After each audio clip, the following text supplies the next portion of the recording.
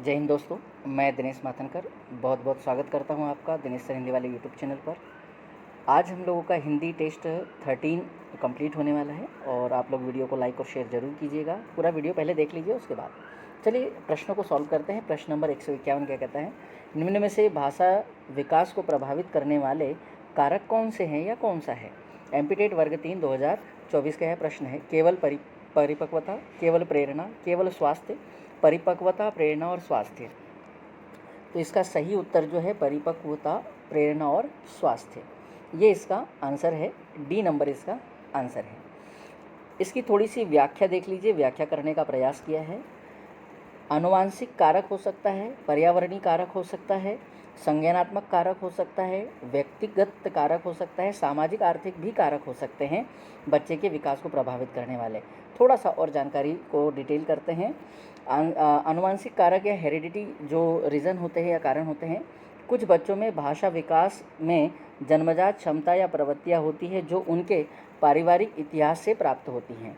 पर्यावरण कारक की अगर बात करें तो बच्चे जिन सामाजिक संपर्क में आते हैं, जिन भाषाओं का प्रयोग करते हैं, जिन संसाधनों का प्रयोग करते हैं और जो सांस्कृतिक कारक होते हैं, वो पर्यावरणीय कारकों के अंतर्गत आते हैं। पर्यावरणीय कारकों में पहला बिंदु हो जाएगा सामाजिक संपर्क। बच्चों का भाषा विकास उनके सामाजिक वातावरण से प्रभावित होता है। किस क्षेत्र में रहते हैं, किस परिवेश में पल बढ़ रहे हैं, कैसा माहौल मिल रहा है, वो डिपेंड करता है। भाषा का उपयोग, जिस वातावरण में बच्चे रहते हैं वहाँ भाषा का कितना और किस तरह से उपयोग होता है। इसी तरह से बच्चे जो होते हैं शुद्ध अशुद्ध चीज़ें अपने आप गेन कर लेते हैं। वो सही है या गलत उसको बाद में एहसास होता है, जब वो चीज़ों को पढ़ते हैं और अच्छी अच्छी चीज़ों को पढ़ना या सीखना जान लेते हैं तब। संसाधन, शिक्षा, बाल देखभाल व्यवस्थाएं और अन्य संसाधन बच्चे के भाषा विकास को प्रभावित करते हैं। अब संसाधन की बात करें तो आजकल देखा होगा आप लोगों ने कि प्ले स्कूल में बच्चों को शुरू से डाल देना, अच्छा माहौल देने के लिए क्रिएटिविटी वाले क्षेत्रों में रखना, काम करवाना, ये सब चीज़ें हैं। सांस्कृतिक कारक, सारी सांस्कृतिक पृष्ठभूमि और मान्यताएं भी भाषा विकास को प्रभावित करते हैं। अब बच्चे की संस्कृति कैसी है तो वो तो उसको परिवेश से ही मिलेंगे, उसके वातावरण से मिलेगी, परिवार से मिलेगी। संज्ञानात्मक कारण ये बोला गया है तो इसमें आती है बुद्धि और संज्ञानात्मक क्षमता। बुद्धि भी भाषा विकास के महत्वपूर्ण भूमिका निभाती हैं। बच्चे की बुद्धि लब्धि कितनी है, उसका आईक्यू कैसा है, वो कितनी चीज़ों को गेन कर पाता है, कितने याद रख पाता है, वो बहुत जल्दी। कुछ बच्चों को आजकल देखा होगा आप लोगों ने कि किसी ने कुछ बोला या नहीं बोला, जल्दी से शब्दों को कैच कर लेते हैं और उसी को रिपीट करने लगते हैं। संज्ञानात्मक क्षमताएं कैसी हैं, बच्चों की सोचने की क्षमता, समझने की, स्मृति की क्षमता और भाषा सीखने, ये सब चीज़ें महत्वपूर्ण स्थान रखती हैं। बच्चे की सोचने समझने की क्षमताएं कैसी हैं, वो किस तरह से ज्ञान करता है, चीज़ों को कितनी देर तक संभाल के रखता है, ये सब चीज़ें उसकी संज्ञानात्मक क्षमता के अंतर्गत आता है। व्यक्तिगत कारक भी हो सकते हैं, बच्चों का स्वास्थ्य कैसा है और वो भावनात्मक रूप से कितने परिपक्व हैं।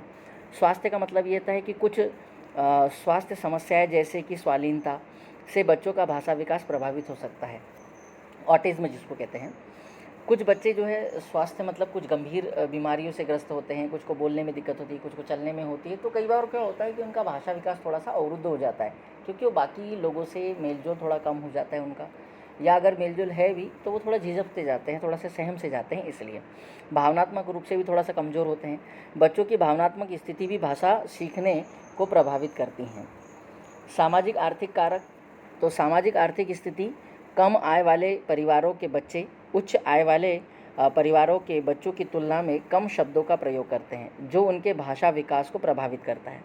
शिक्षा की बात करें, शिक्षा और बाल देखभाल व्यवस्थाओं की उपलब्धता भाषा विकास को प्रभावित करती हैं। ये सामाजिक वगैरह की बात आती है। सामाजिक आर्थिक कारक, आर्थिक में वही है कि माता पिता बच्चे को कितना अच्छा एजुकेशन दे पाते हैं। आज हमारे यहाँ शून्य से लेकर हज़ारों लाखों रुपए तक की जो डोनेशन वाली फ़ीस वाली जो व्यवस्था है वो तक है, हज़ारों वाली भी।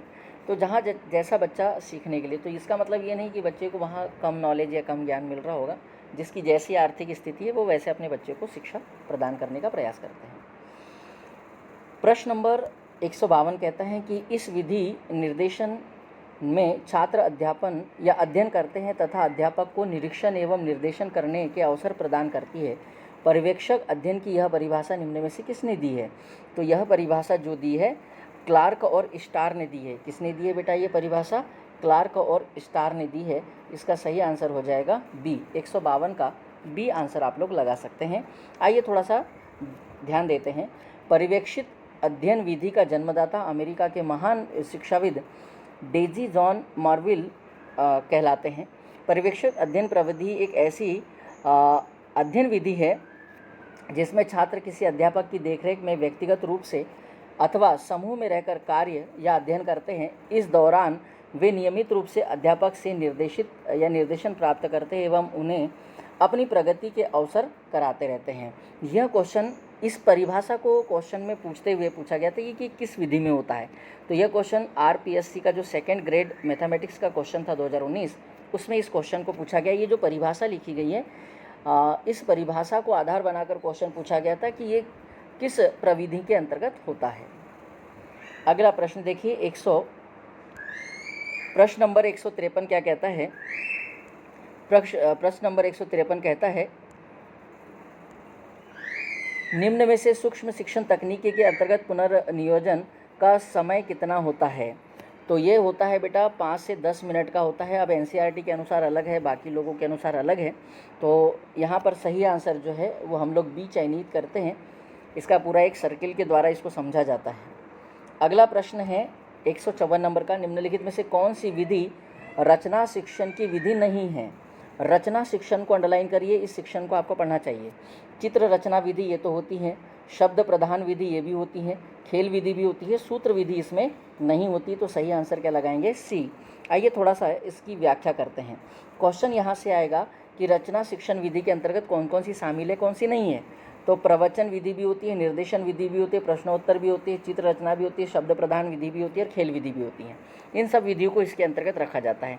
इसी को ध्यान में रखते हुए एक क्वेश्चन आया था, रीट 2017 में क्वेश्चन आया था, निम्नलिखित में रचना शिक्षण की विधि नहीं है। प्रवचन विधि अभी पढ़ा है, निर्देशन विधि भी है, प्रश्नोत्तर विधि भी है, भाषा संसर्ग विधि इसके अंतर्गत नहीं आती, इसलिए आंसर क्या लगा देंगे, D। तो एक नया प्रश्न आप लोगों को यहाँ जानने के लिए मिल गया। अगला देखिए, प्रश्न नंबर 155 क्या कहता है, निम्नलिखित में शुद्ध वाक्य को आपको पहचानना है। मैंने अनेकों यात्राएं की, गलत, अनेकों नहीं होता है बेटा, अनेक होता है, क्योंकि अनेक शब्द अपने आप में बहुवचन है, इसका एक वचन होता है एक। तुम यहाँ जरूर आओगे, वह सबसे मधुरतम गाता है। तुम यहाँ जरूर आओगे, यही सही है, वह सबसे मधुरतम, ये गड़बड़ हो गई। इसको विशेषण की अवस्था कहते हैं, जो कि तीसरी अवस्था कहलाती है। ठीक है, सबसे भी लिखा है और मधुरतम भी लिखा है, तो यहाँ गड़बड़ हो गया। या तो सबसे लिखना चाहिए था या मधुरतम लिखना चाहिए था। तो हम क्या कहते हैं, वह सबसे मधुर गाता है। अब यहाँ मधुर शब्द लिख दीजिए तो यह सही हो जाएगा। क्या लिख देना है, मधुर लिख दीजिए तो सही हो जाएगा। मधु के अंदर कई गुण पाए जाते हैं, मधु के अंदर नहीं पाए जाते हैं, मधु में कई गुण पाए जाते हैं, तो यहाँ लिखना था मधु में। ठीक है, तो ये सब गड़बड़ था। यहाँ सही आंसर केवल B नंबर पर छिपा हुआ था, इसलिए हमने लगा दिया B। क्या लगा दिया हमने, B। आइए थोड़ा सा अगले प्रश्न की तरफ बढ़ते हैं। प्रश्न नंबर 156 क्या कहता है वो देखिए। निम्नलिखित वाक्य में अपूर्ण मुहावरे को पूर्ण करना है। बस इतना ही वेतन मिलता है कि जैसे तैसे दाल रोटी चल जाती है, अक्सर ये लोगों के मुंह से हम लोगों ने सुना है। आंसर लगाएंगे, सॉरी B नहीं, D लगाना है, मैं यहाँ लगा भी रहा हूँ, D लगाना है। सही आंसर क्या हो जाएगा बेटा, तो सही आंसर जो है इसका वो है D फॉर डॉग वाला। अगले प्रश्न की तरफ बढ़ते हैं। अगला प्रश्न है 157 नंबर का, भाषा अर्जन के संबंध में कौन सा कथन उचित नहीं है। भाषा अर्जन के संबंध में कौन सा कथन उचित नहीं है। परिवेश से प्राप्त भाषिक आंकड़ों के आधार पर सहज रूप नियम बनाए जाते हैं। भाषा अर्जन में भाषिक परिवेश महत्वपूर्ण होता है। इसमें सामाजिक सांस्कृतिक विशेषज्ञताओं को सहज रूप से आत्मसात किया जाता है। भाषा के नियम सीखे जाते हैं। तो ऐसा कहते हैं, 157 नंबर का आंसर हम लोग लगा सकते हैं कि भाषा के नियम सीखे जाते हैं, ये गड़बड़ हो जाएगा। ठीक है, भाषा अर्जन के संबंध में, क्योंकि भाषा स्वाभाविक रूप से आती है, इसलिए वो लिखा भी है ना, भाषा अर्जन में भाषिक परिवेश महत्वपूर्ण होता है। ठीक है, ये बाकी सारे बिंदु महत्वपूर्ण है, जो D बिंदु था वो उचित नहीं था।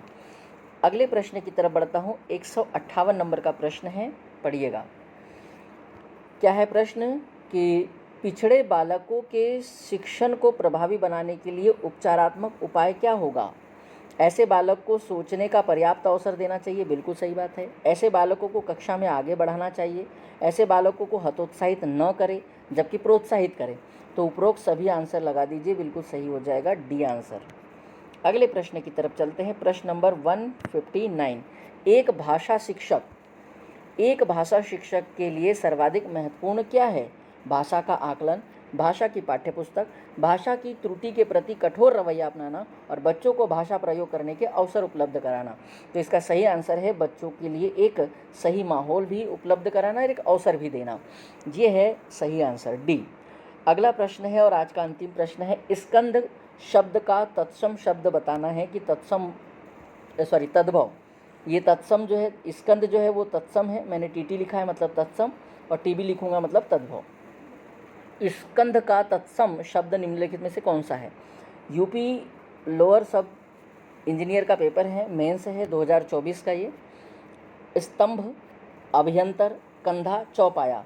तो इसका सही आंसर होता है बेटा कंधा। स्कंदभार आप लोगों ने सुना होगा। आइए थोड़ा सा डिटेल कर लेते हैं, चारों शब्दों की व्याख्या कर लेते हैं। स्तंभ शब्द जो है वो टीटी है, मतलब तत्सम है, तो इसका तद्भव हो जाएगा खंभा। अभियंतर शब्द की बात करें तो ये भी टीटी है, टीटी मतलब तत्सम है, भीतर उसका तद्भव हो जाएगा। कंधा शब्द जो है वो तद्भव है, टीबी है, तो उसका स्कंद जो है वो तत्सम हो जाएगा। चौपाया ये तद्भव है, टीबी है, तो इसका तत्सम हो जाएगा चतुष्पद या चतुष्पाद। तो ये थे आज का वीडियो और बहुत ही महत्वपूर्ण प्रश्नों के साथ इस वीडियो को यहाँ समाप्त करते हैं। आशा करता हूँ कि आप लोगों को वीडियो पसंद आ रहे होंगे। वीडियो को लाइक और शेयर जरूर कीजिए। जय हिंद, जय भारत।